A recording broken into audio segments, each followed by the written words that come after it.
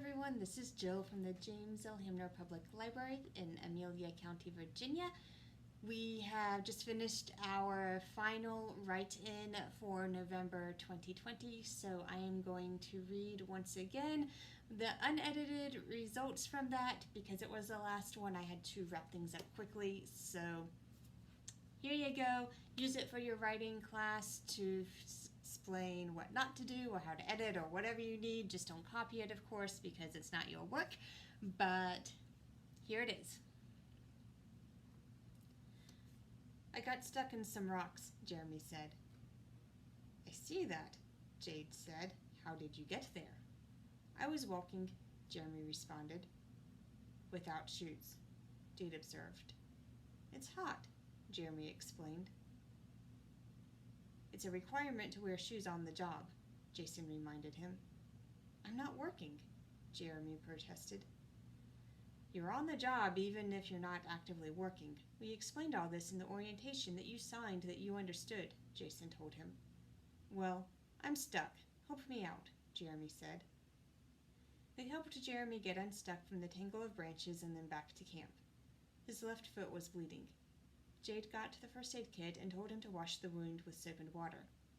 Jeremy splashed some water on it, but Jade could see visible debris. Wash it with soap and get all the visible dirt out, Jade prompted him. I did wash it. It hurts. Jeremy didn't move. Do you want me to wash it? Jade asked. No, just put a bandage on it, Jeremy said. I'm not bandaging a dirty wound. Either you wash it or let me, Jade told him. It's fine. Give me the bandage, Jeremy said. Jade thought for a minute, then walked to her pack and got a notebook. She wrote for a few minutes, then returned to Jeremy. Sign here that you refuse to properly clean the wound and are bandaging it yourself against my advice as the team leader, she told Jeremy. So you can fire me? Jeremy asked. Clean the wound properly or sign here. Jade offered him the notebook and a pen. Jeremy signed and grabbed the bandages from Jade's first aid kit. Jade watched him wrap the dirty cut using too many bandages and then walked to Jason. Let's take a walk, she said in a low voice. Jason nodded.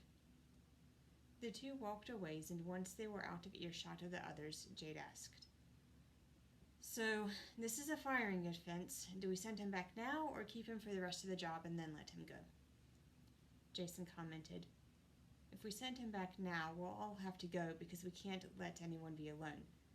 It will take a while because by the time we get to the trailhead and call for someone to pick him up, it would take them 2 hours or more to get here.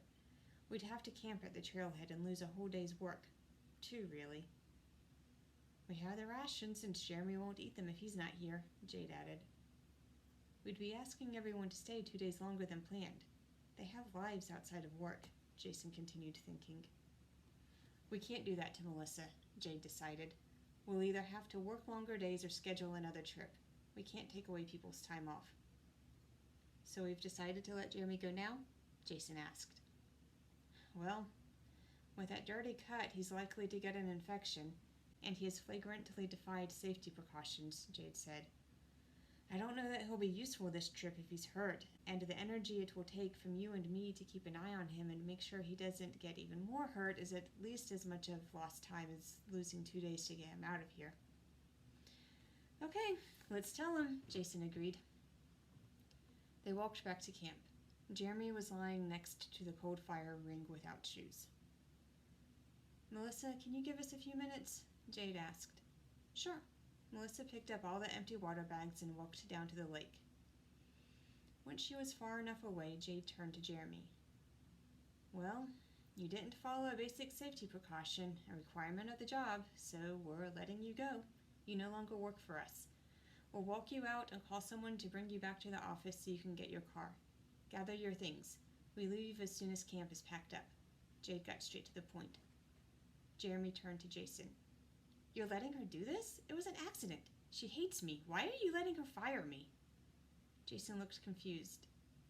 Jade's the team leader. Her job is to hire and fire. I'm the assistant. Of course I'm supporting her decision. I don't have any authority in this. Jeremy looked angry but started crawling to his pack. Jade tried to keep her thoughts to herself and off her face. Jason walked down to Melissa to tell her that they were hiking back out to the trailhead. When they returned to camp, Jade told her, "Jeremy is leaving, so we all have to go back to the trailhead. We'll probably have to spend the night there, so bring what you need." The group gathered their things, made sure everything they were leaving was secure for a few days, then started the long walk to the trailhead. Jeremy limped and groaned and complained about his foot the entire way. The rest ignored him. After getting Jeremy sent off and finishing the job, which they were able to complete with longer hours, the group returned to the office. Jade told Melissa and Jeremy, "Since we worked longer hours, you get extra days off. It will have to be after the next 2 jobs since they were already scheduled." The 3 of them figured out their time off so that Jade could schedule the following jobs. "Are we hiring another person?" Jason asked. "We'll try, but you know how long it takes. Since we're in the work season, it will be even more difficult," Jade said. Jade found an email from Jeremy saying he was upset about how she fired him and saying that he would write bad reviews on Glassdoor and anywhere else he could. She chose not to respond, instead sending him the standard wrap-up email explaining how his final check would be mailed and other logistics. Then she posted a hiring ad and figured out the schedule for the next month. They wouldn't be able to work longer hours on all their jobs, so she had to contact their client and make the needed adjustments. It was tedious, but as Jade watched Jason and Melissa, she could sense that they felt the same relief she did. It was easier to do hard or inconvenient work than to deal with a colleague who was condescending, didn't pull their own weight, and disregarded safety protocols. There you go. Not the best wrap-up, not the best story, but hopefully this encourages you to keep writing. It doesn't have to be perfect. You can make things better after November. You can add on if your 50,000 words isn't sufficient. So keep writing, and until next time, keep learning.